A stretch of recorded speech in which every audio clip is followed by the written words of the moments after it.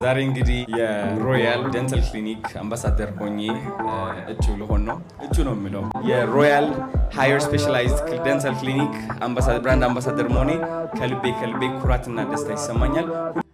አምባሳደር አዶናይ ኮንግራቹሌሽን።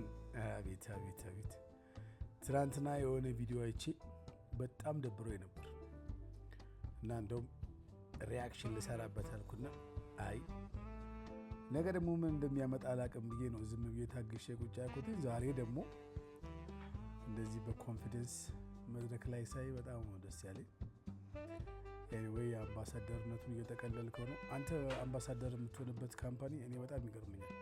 ሴሌክቲቭ ናቸው፣ በጣም ፕሮፌሽናል የሆኑ ድርጅቶች ናቸው። አይ ላይክ ኢት። ምን ያህል ጠንቃቃ እንደሆንክ ያሳያል።